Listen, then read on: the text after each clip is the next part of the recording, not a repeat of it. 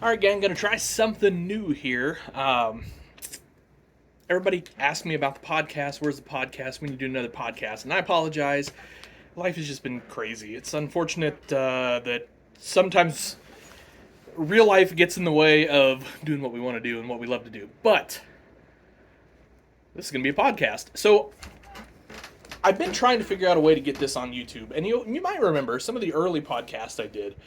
I actually edited and did still pictures over YouTube and had the audio and things like that. And those went okay. That was okay. But somebody said, well, most podcasts, they're just showing the people doing the podcast. That's true. So, I don't know. I guess, not that you guys want to see my ugly face on the camera, but got some toys in the background, so kind of gussy it up a little bit. So what I got here is my show notes, if you will. I don't know how long this is going to last. 10, 20, 30 minutes, 4 hours, who knows? And what I'm going to try to do is pull the audio out of this video and then upload it to Apple and all those other podcast places, Spotify and such, but then also have this video so that we can get it up on YouTube and have some more content there. So what I want to talk about today in the podcast is new toys that are coming out, because there's a bunch. And then I also just want to talk a little bit about some of the things I'm working on, because I've got some stuff I'm excited about. Actually, let's just start there. I have been wanting to do really nice how-to videos for a very long time. And I've done a handful. I mean, I've done some, I think I did a how to make flashers and maybe a how to make mirrors, maybe handrails even. And then I did some stuff on the display, how to do that. I think I did a how to make mud and how to make static grass, things like that.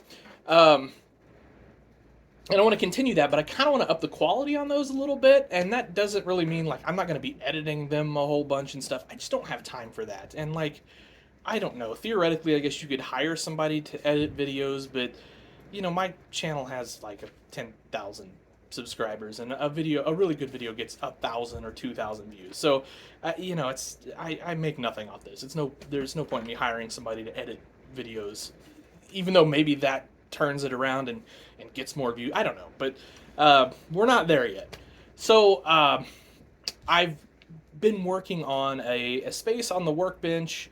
One that's clean and not cluttered and not the mess that is my workbench all the time, as a lot of you guys know. And 2 is well lit, and that's kind of the big thing. So I kind of thought I had it set up. I thought I had it where we wanted it, and it was going to look good and all that stuff.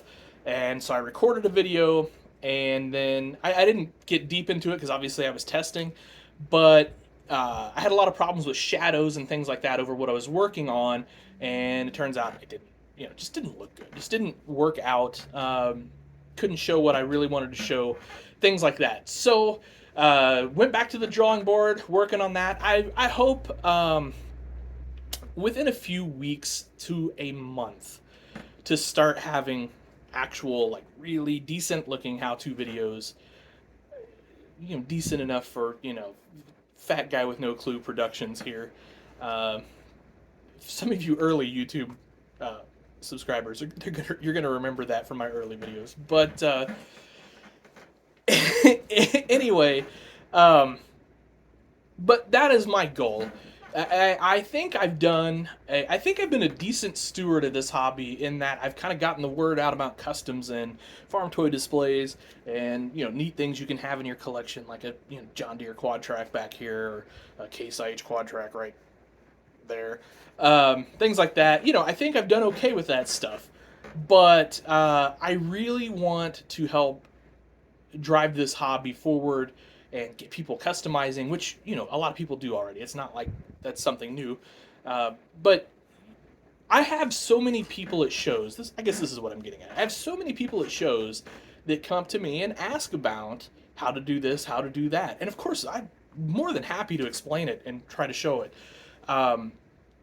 So I want to do videos, so I can say, check out my YouTube. I got a really cool video on how to put a flasher beacon on a mirror on a tractor, something like that. So that's where we're headed. It's going to take a little bit of time. I think some of you know I had some really big changes in my life, some really good, awesome, positive changes in my life, which is great because I think a lot of you also know my family and I have been dealing with a lot of illness and things like that. So, um, to be able to kind of like have positive change and like be able to look forward finally and go, this is the roadmap to where I want to be, and then to have an amazing wife and amazing, parents and family that are like, do it, yeah, that are behind me.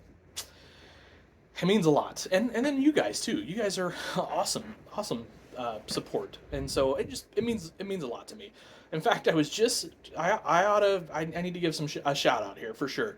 I was just boxing up an order for my friend Josh at the 164 scale store. He buys a lot of our tools and cabinets and things like that for your display, and sells them at the various shows that he goes to.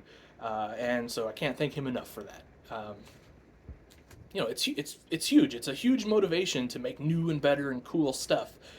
When you've got a guy like him, and also Danny Angotti does some of that from Angotti's Farm Toys.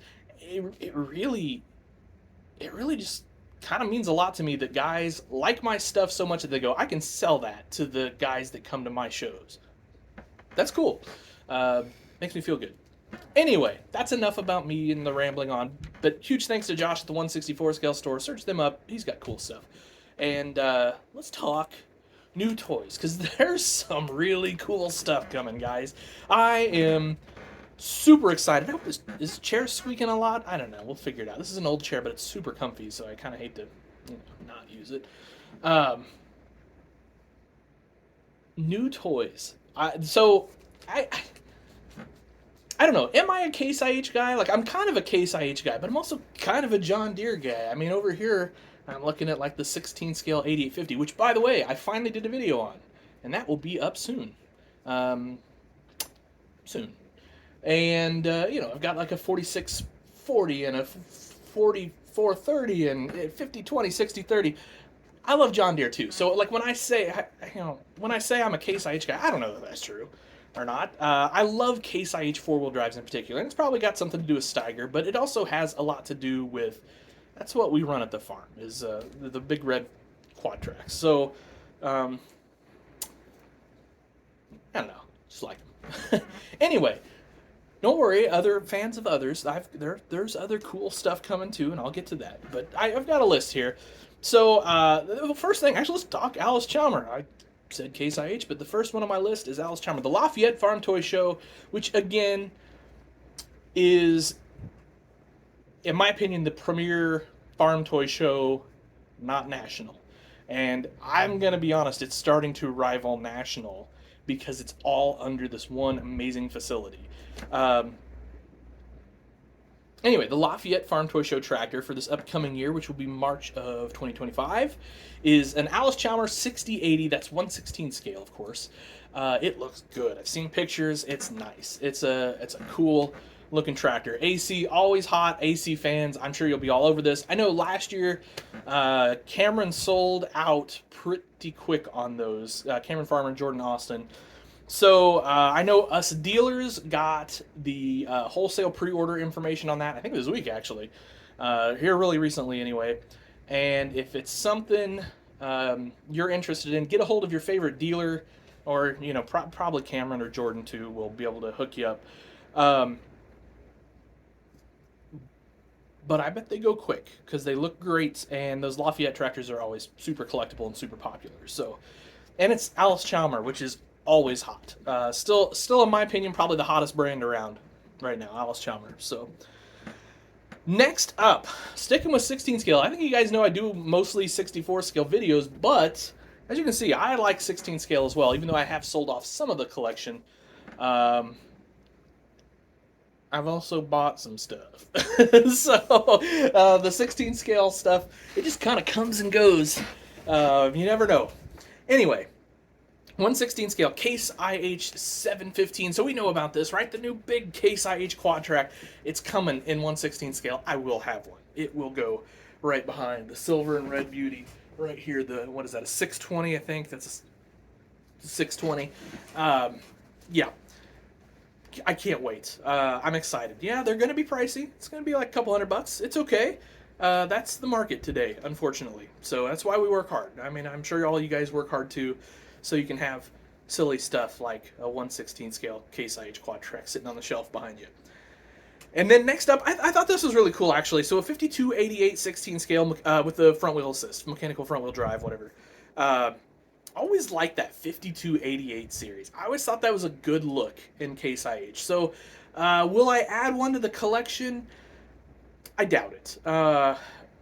Really want to stick with four-wheel drives, and then if I do anything not four-wheel drive, it's going to be something like the Massey 97 or some of the more muscle tractor era, and that the 52/88 is a little bit past the muscle tractor era for me.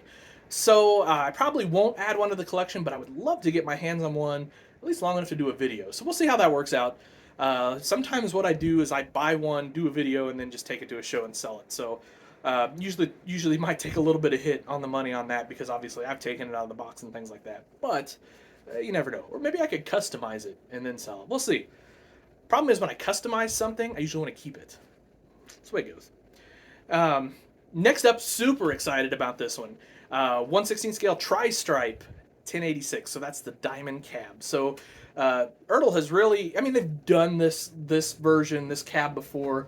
But mostly we see, I'm gonna, shoot, I'm doing it, what the heck.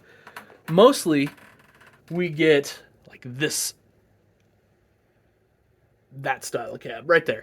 The, I don't know, whatever, the other style cab.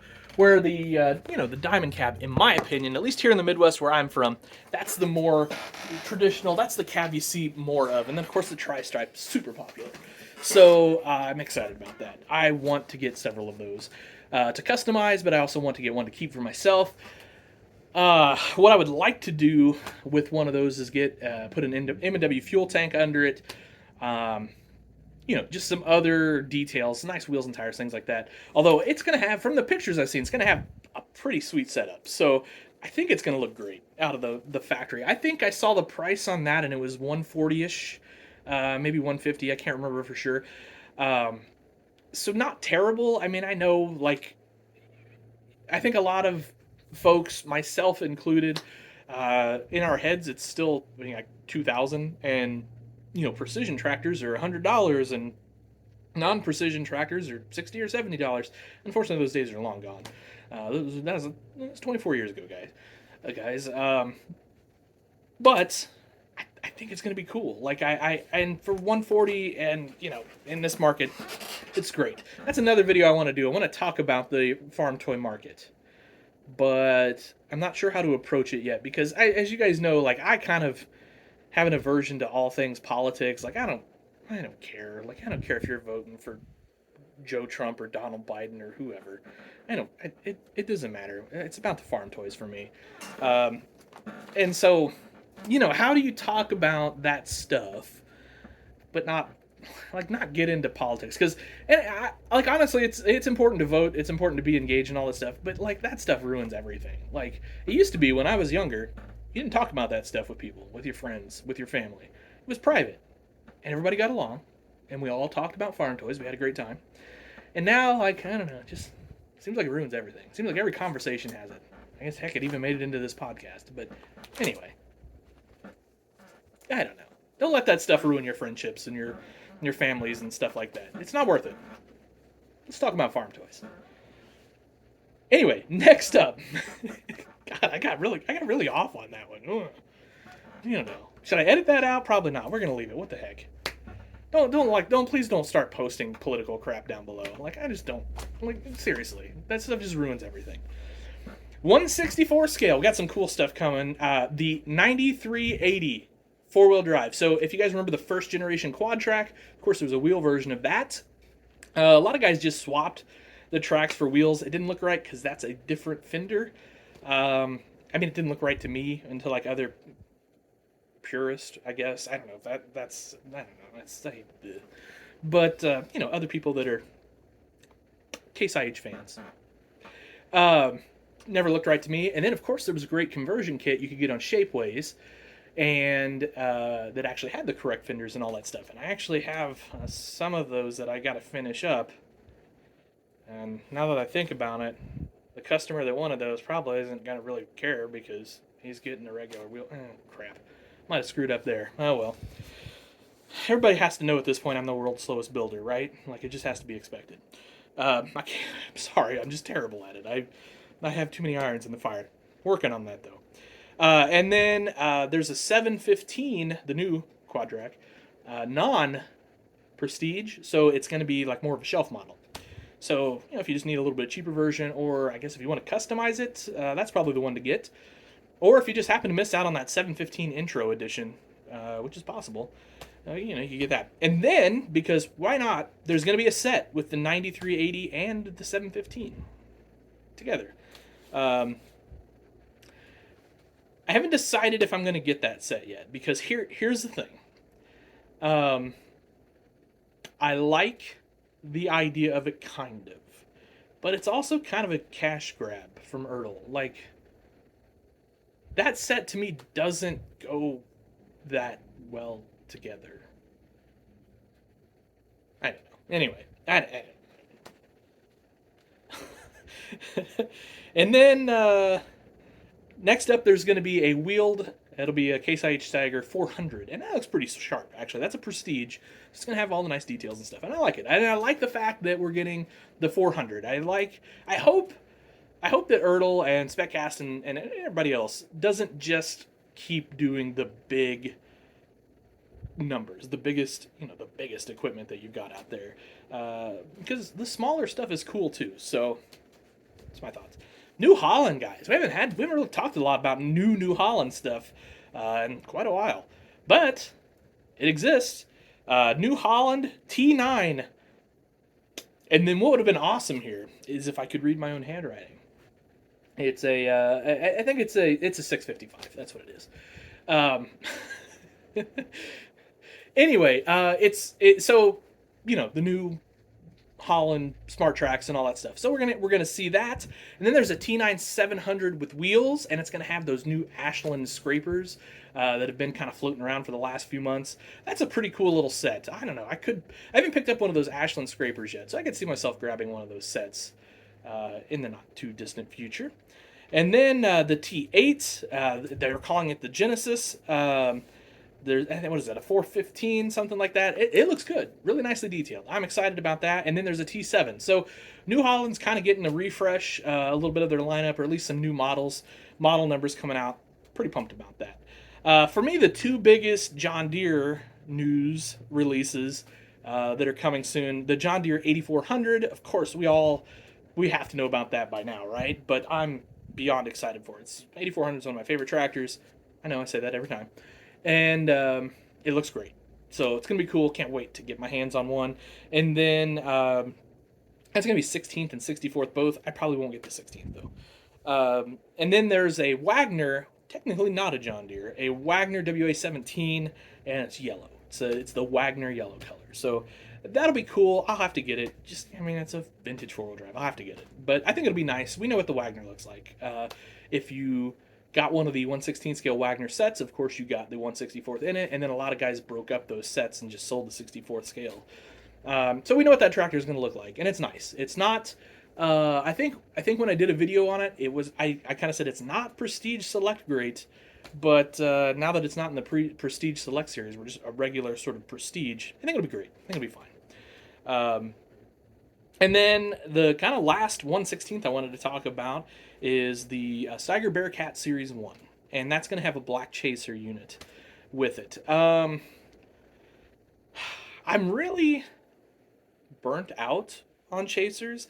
Like, it was fun when some of the special stuff had chasers. The authentic 7088 Combine. Those chasers. That's fun, I thought. But now, like, literally almost every release has a chaser.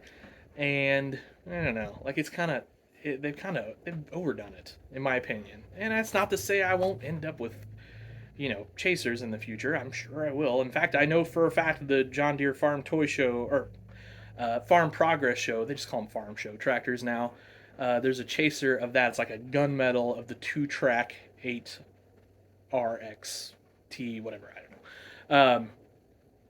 I'm gonna have that if I can get one. Depends on if it's like break the bank money or not. But if it's affordable, I'll get one because there's no way I'm not even gonna get to go to the Farm Progress show this year. So I have no chance of actually getting one just randomly by opening up a box. So I'm gonna have to pay for it. That's the way it is sometimes. But I want one as I think it looks cool. So I don't know, but like I said, I just everything has a chaser now, and I think it's lost its luster a little bit. Don't get me wrong, there's people that only collect chasers, and I've been trying. Excuse me, I've been trying to collect the authentic combine chasers, and then anything quad track chaser. I've been trying to collect, but I'm short quite a few of those, and I don't know. They're starting to get quite a bit harder to find. And I have a feeling that I'm probably getting close to the end on being able to find any of that stuff. That's the way it goes. Anyway, we're 20 something minutes, 21 minutes plus. I hope me sitting here rambling on isn't terrible to you guys. Let me know down below if you made it this far. You probably didn't, but if you did, let me know what you guys think. I'm thinking this might be the easier method for me to be able to do podcasts than what I was trying to do before, which involved a lot of audio editing, and I was just trying to kind of be professional, sound professional, but like I want to be that guy, but at the end of the day, like, you know, I'm a Midwestern farm boy, and I love talking tractors. I love doing this stuff, but I'd rather be building tractors than this stuff. So I don't know. It's one of those things. Like I can do a 20-minute video and spend, you know, another 2 or 3 hours editing said video, or I can do a 20-minute video and upload it, and if it's a little weird, oh well. And that's kind of where I'm at with things. Like let's be honest, I'm never going to be like you know, a giant YouTuber. Our niche just isn't that, and you know, I'm not one of those kind of weird, funny, quirky guys that can do that sort of thing. So, and that's fine. I have we have like 10,000 subscribers, which is about 9,995 more than I ever thought I would get. So it's kind of amazing. It still amazes me, but it's also a testament to how awesome this hobby is and how everybody wants to, you know, kind of get in and see this stuff, talk about this stuff. So it's cool. Anyway, guys, thanks for everything. Really appreciate it. Hope to see you at the shows. Next show for me is Dubuque National Weekend. We will be set up at Dubuque, having a good time. I guarantee it. It's always fun. That's a fun show. And then, of course, I'll head over to Nationals, too, because I'm not going to miss that. But anyway, that's the next show for me. Hope you guys have yourselves an incredible day, and happy tractor hunting!